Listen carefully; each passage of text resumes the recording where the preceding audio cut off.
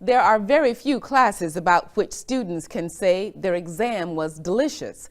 But that is the case at the USF Student Gardens, which offers a certificate in food studies. We caught up with some of the students and their professor at the Spring Harvest and Potluck event.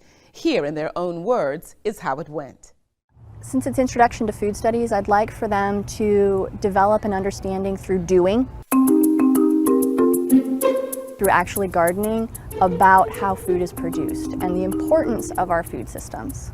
And having them plant and cultivate and take care of their own gardens for an entire semester gives them the experience that most of them otherwise don't have with actually cultivating and producing food. Little bitty tomato. So for instance, we don't use pesticides, we don't use herbicides. Students either use organic alternatives to that or they pick pests off with their fingers. And so this, I think, helps them better understand some of the practices worldwide that lead to the development of our food systems, so the production of food in other countries as well as in the United States. I do eat a lot more vegetables, broccoli, spinach specifically. Those are, I guess, my go-tos. I eat a lot less meat now. Basically simple ingredients, the less ingredients. So if you can understand the ingredients, then it's probably good for you. Before, I just kind of went to the supermarket and bought whatever.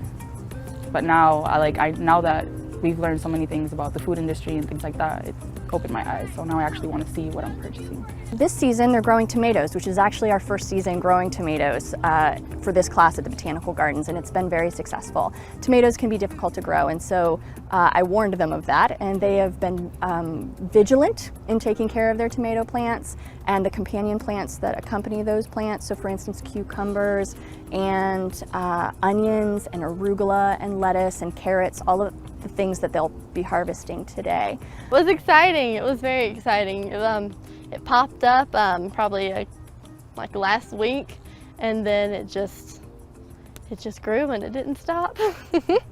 From the day that we planted a lot of this, I was surprised to see how much lettuce we had, because we planted 3 and 6 came up. So we had a lot of lettuce. It was really nice seeing the plot get greener as time went on. We'll process the veggies, which means we'll wash them off and give them a good rinse 3 times or so, and then the students will prepare them. And by prepare them, we mean just cutting them up and tossing them into a salad bowl. Did you put the basil in yet? Not yet. Honestly, how much you can actually produce by yourself without the need of GMOs or any other chemicals. You can just set up a plot of land and just plant seeds and water it your own, and they actually produce quite a lot of food.